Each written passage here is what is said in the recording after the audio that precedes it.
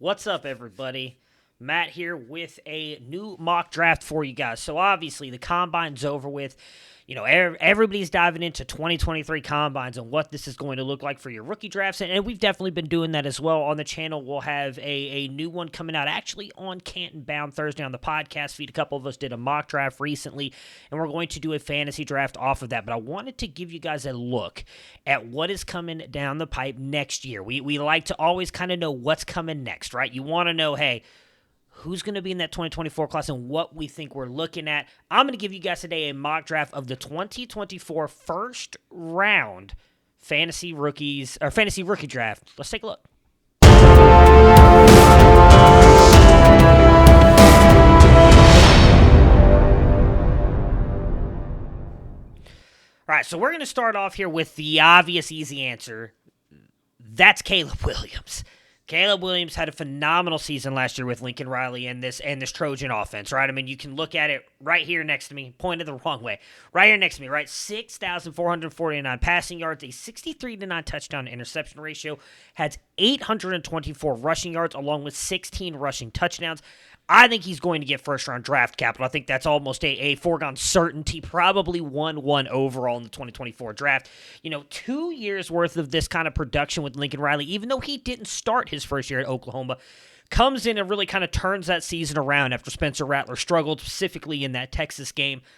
Caleb Williams, what I don't necessarily agree with the Patrick Mahomes comparisons, is an incredibly talented quarterback, and I don't see there's any way that he falls on his face this year with just how talented he's shown us he is. So I think Caleb Williams is in for another massive season, and I would not be surprised if he's not the consensus number one overall pick. Now look, one QB leagues, I understand if you don't want to take him at 1-1. This is a super flex. Campus Canton leagues are almost exclusively super flex format, so I think he's going to go 1-1. But if you are in a 1 QB league and you're looking at this just to kind of get an idea of what's coming next, I think this guy could be in the argument for your 1-1, and that's Marvin Harrison Jr. And actually, I think if you're in a single QB league, I'm taking him as my number one pick. Marvin Harrison Jr.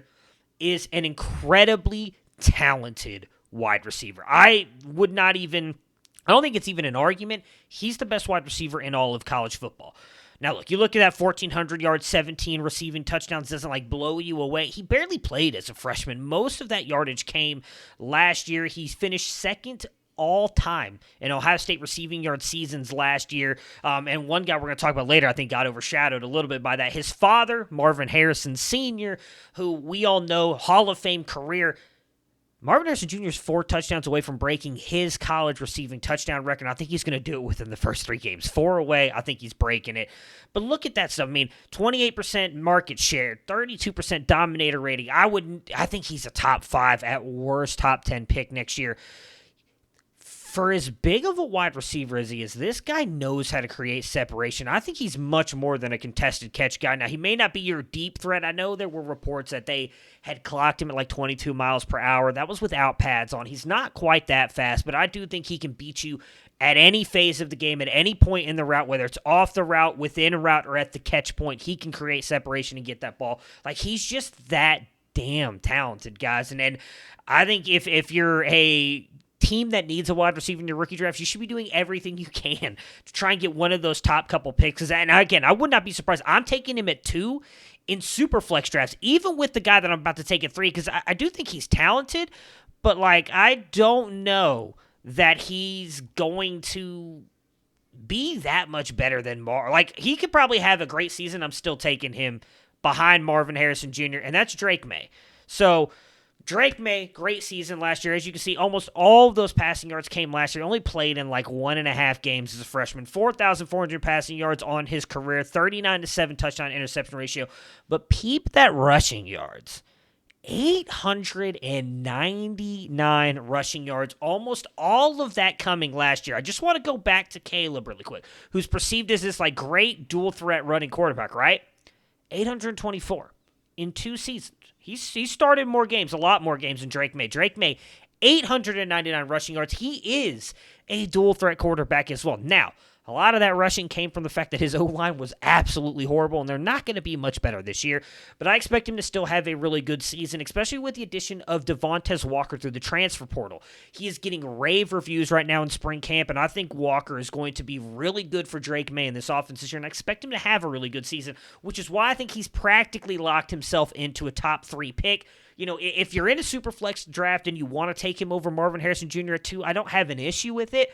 Personally, I'm taking Marvin Harrison Jr. because I think he's a difference maker. But Drake May likely top 5, 10.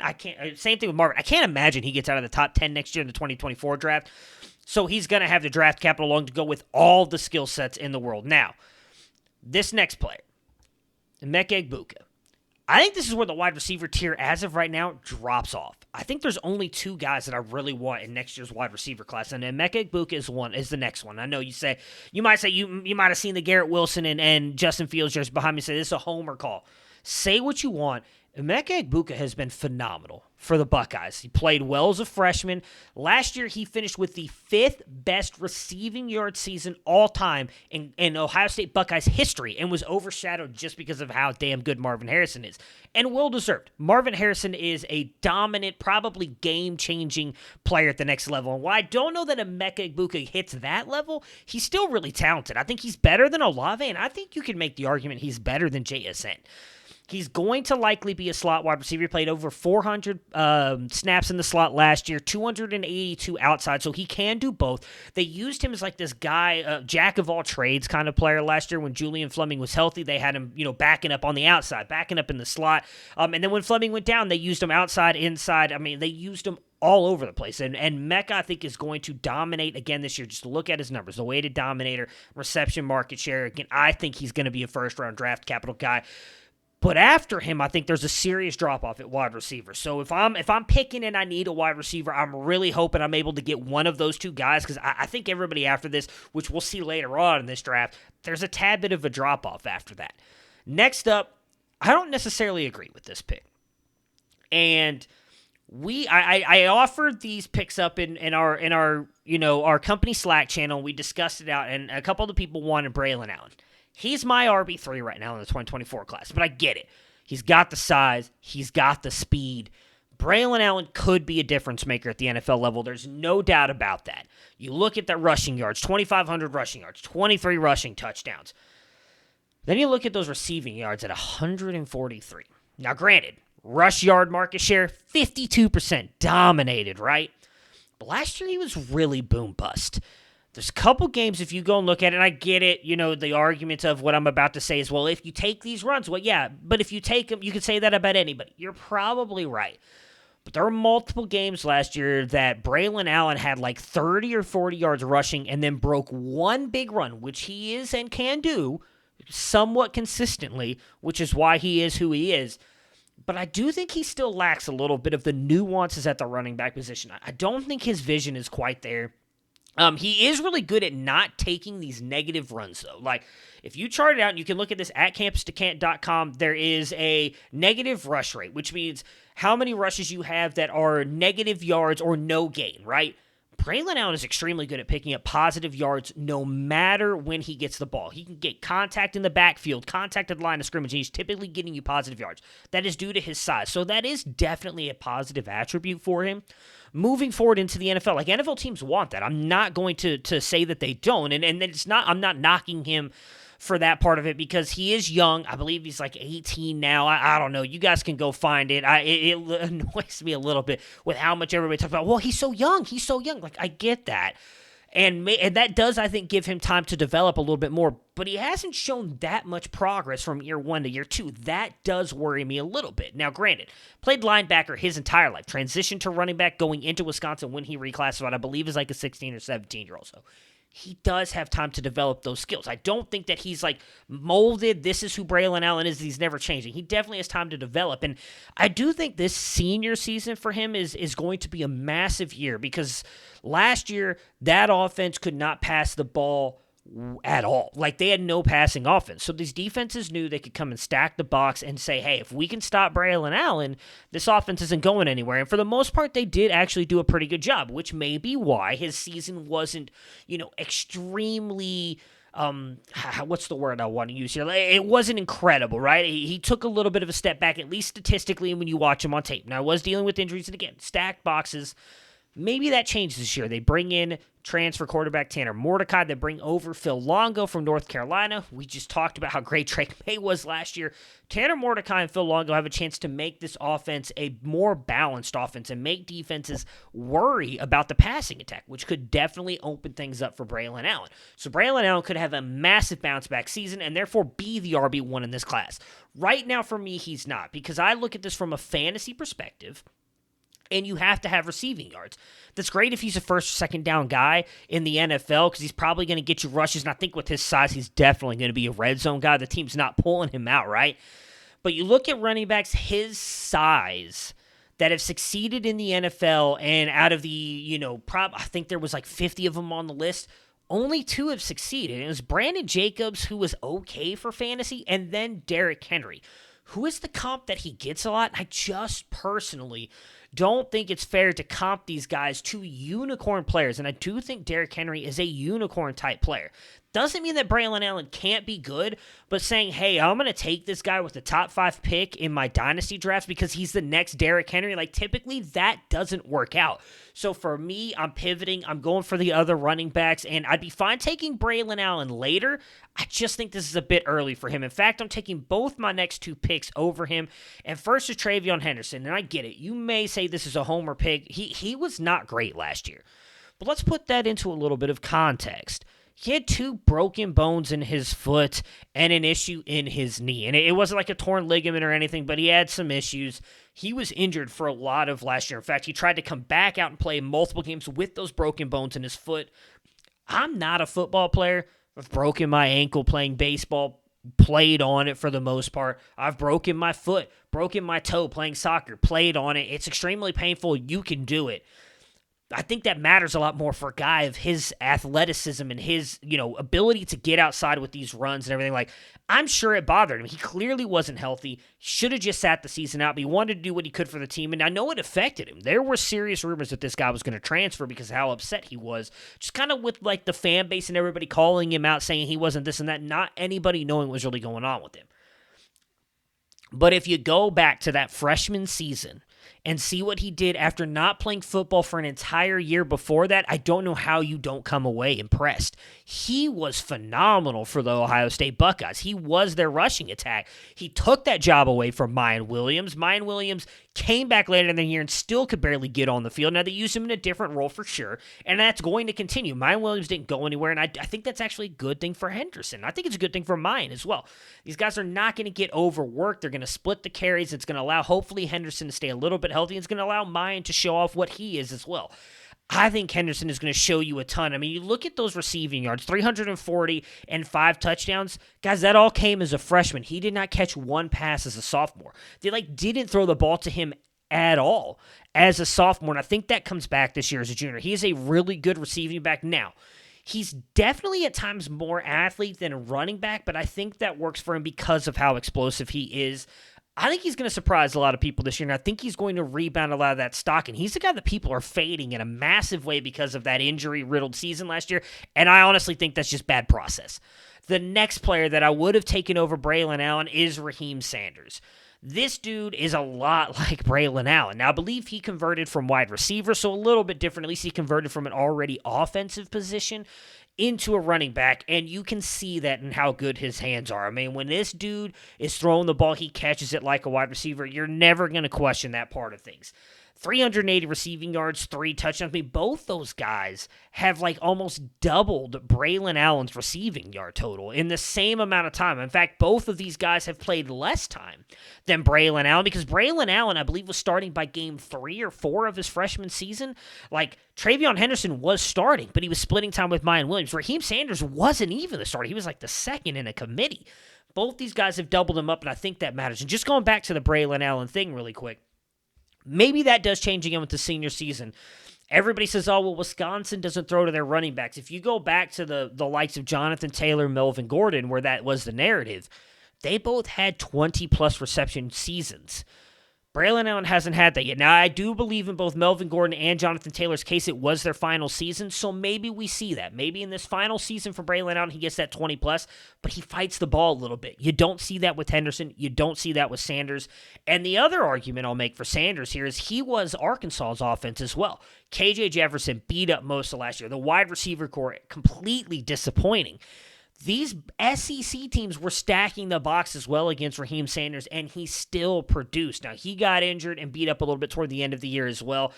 And I don't like that he added 10 pounds. Now, if he can keep some of the speed, he was chased down a couple times last year, so I don't think he's any kind of burner necessarily. But Raheem Sanders is a really good running back as well, still learning the running back position. I would take him and Henderson currently over Braylon Allen. Now, maybe that changes. Maybe the guys in the company Slack are right, and they're like, hey, Braylon Allen is going to have this great season. He's going to be the top running back taken. I've got all three of them with second-round draft capital. I think all three could be really good. Personally, because of the receiving upside and this being a fantasy game, I'm taking Sanders and Henderson over Braylon Allen, but I don't necessarily hate the argument for Allen over those if that's the way you want to go. At 1-8, I wasn't sure where to put this guy, so I'm putting him here. Brock Bowers. Now, I get it.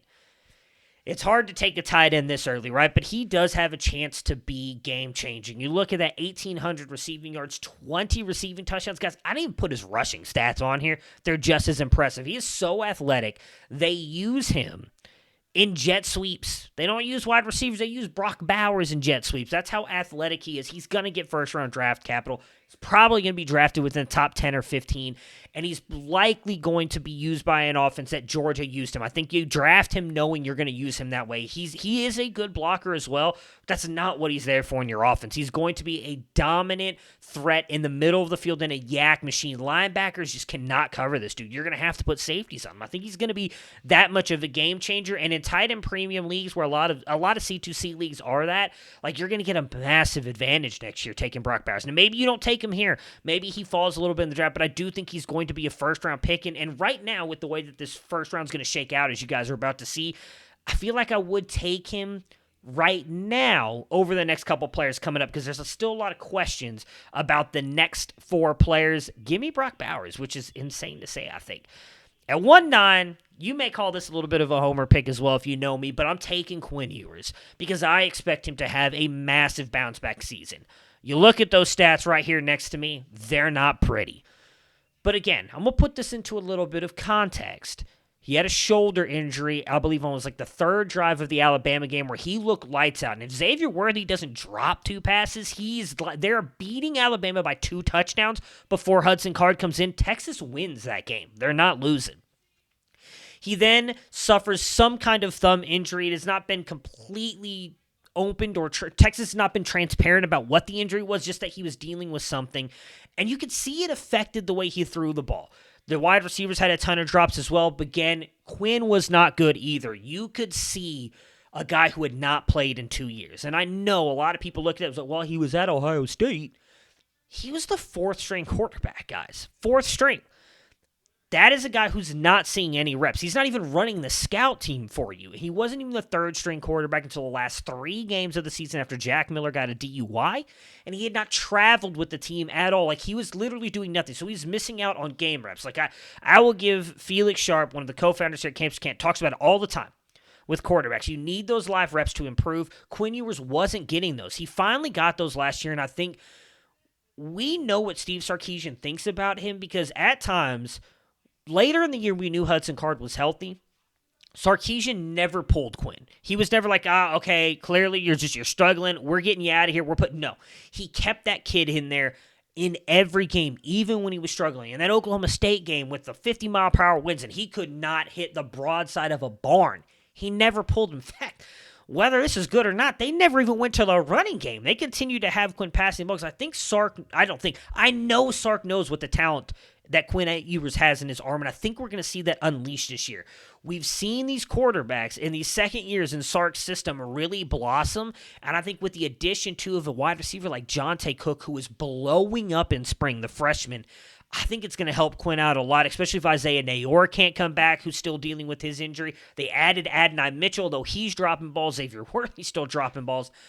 overall, I think Quinn's in for a big year. I would not be surprised if he's in the Heisman conversation at the end of the year. And Texas, again, I know I may sound like a broken record right now.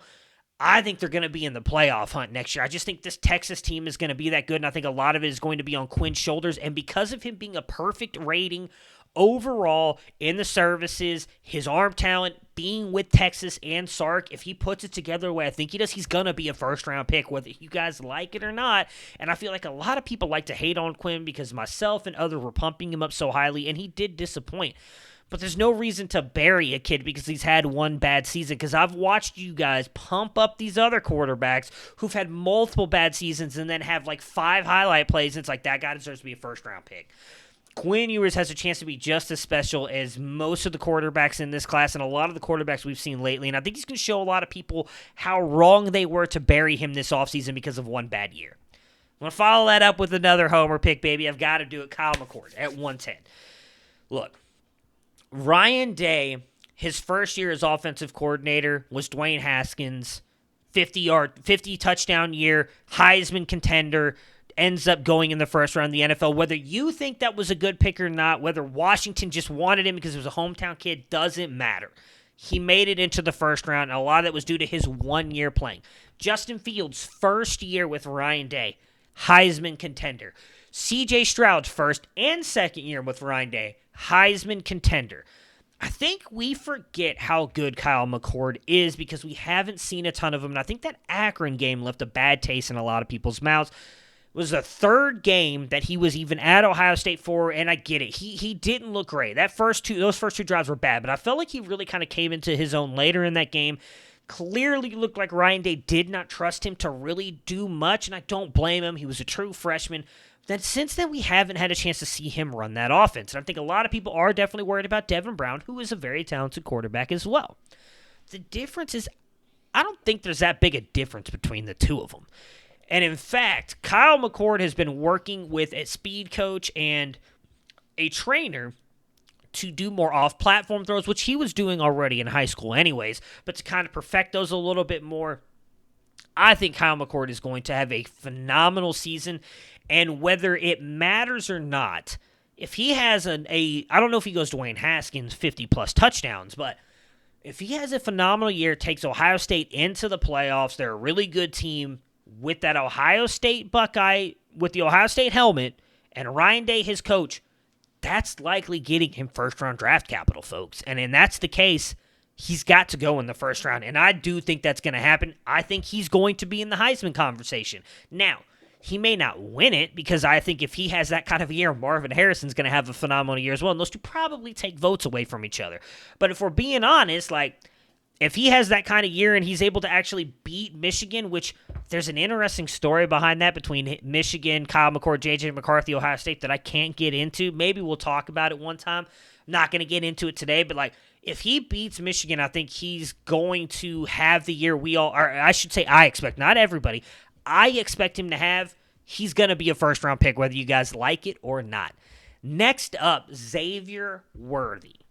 Now, I said earlier that I thought there was a massive drop-off at wide receiver after Emeka Egbuka, and right now I think Worthy's the next best option, but look, he had a bad year last year. Let's just be honest. It was 600 yards receiving after a 900-yard receiving year. He was good as a freshman, but there were two things that I knocked on him a little bit as a freshman for that I thought he was going to improve on. That was his hands and his ball tracking. Guys, neither one improved heading into his sophomore year. And I want to give him a slight break on the hands. That was not necessarily pun intended, because he broke his hand.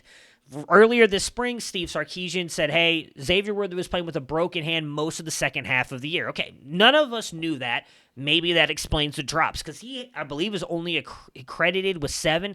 He had 3 in the bowl game alone, guys, and it probably, I think, at least 3 in the Oklahoma State game. So he dropped more than 7 passes. Regardless, the reports are, unfortunately, that he's dropped a ton of passes in spring as well. He's just not got great hands, and for a deep threat, if you can't track the ball, that is concerning for me. That being said, I just don't know who jumps him in this wide receiver class. He's got the talent. I have it projected as a first-round pick. I don't know. I think maybe just because this class has a lot of question marks behind it, he gets there. But realistically, I'm kind of worried about the back half of this 24 class right now. Again, if McCord and Ewers get those first-round picks, I'm fine taking them. But, like, after those guys, like, I think after 10 picks, I'm kind of a little bit worried right now. There are other guys who didn't make this list, including some running backs, which we'll get to in a minute. Maybe those guys jump up over them. But Xavier Worthy right now, maybe he has that bounce-back year, right? I expect Quinn to have a good year, Heisman contending season. If he does that, Xavier Worthy's the likely benefit of that. So maybe he has a rebound year and rebounds some of his stock. Last but not least, and I don't know what to say about this one if I'm being honest, it's Malik Nabers. Now, I do think he had a good year last year. He outperformed Kayshon Boutte with, I think it's best to say, a subpar quarterback in Jaden Daniels. I mean, he's an athletic freak, but he's not that great a passer. Still a good season, and there's a couple guys on our team that think he's going to have an even better year and be one of the top wide receivers in this class. I have him second round draft capital. I don't know that he sneaks into the first. Maybe he does again because this wide receiver class is just poor. I want to see more from Nabers this year. If he can replicate what he did last year or improve on that, then I definitely think he probably deserves to be like wide receiver 3. But I'm still not putting him in the tier with Marvin Harrison. Like right now, if I had to tier him out, it'd be Marvin Harrison in tier 1, Mecca in tier 2, and then everybody else. And that worries me a little bit about this wide receiver class. Now, maybe it improves. We haven't even hit the 2023 season yet. We're going to have guys come out of nowhere. But right now, it's a little bit nervy that Malik Nabers is the 112. Let's recap the draft really quick. Caleb Williams, QB, USC at number 1. Marvin Harrison Jr., wide receiver at Ohio State, number 2. Drake May, quarterback, North Carolina, number 3. Wide receiver, Emeka Egbuka out of Ohio State, 4. Running back, Braylon Allen out of Wisconsin at 5. Running back, Travion Henderson out of Ohio State at 6. Running back, Raheem Sanders out of Arkansas at 7. Tight end, Brock Bowers out of Georgia at 8. Quarterback, Quinn Ewers out of Texas at 9. Quarterback, Kyle McCord out of Ohio State at 10. Wide receiver Xavier Worthy out of Texas at 11, and 12 is wide receiver Malik Nabers out of LSU. Will Shipley didn't make this list. Jatavian Sanders, tight end at Texas, didn't make this list. There's a couple other guys that I think are right on the precipice of being in the top 12. But these are the kind of guys I'm looking at right now that I would take. Will Shipley, I want to show us a little bit more of what he was last year. Maybe does a little bit more receiving-wise with Cade Klubnik in there at quarterback. Regardless, 2024 class, at least quarterback and running back looks extremely interesting. Wide receiver, I think, does have a top tier. But let me know what you guys think down in the comments. Who would you have taken? Would you have not taken Quinn Ewers, Kyle McCord, Xavier Worthy, Malik Nabers? Would Xavier Worthy have been higher for you? Who would you have taken over those bottom picks? What did I get wrong? And let me know what you guys thought about the video. Trying out some new software and everything. I'm hoping that this looks pretty and you guys like it as we're moving forward here. Make sure to subscribe to the channel. Hit that bell icon. Hit that thumbs up, comment below. Remember, bell icon so you don't miss any of these videos, and we will be back again with you guys soon. Thank you guys so much, and have a great day.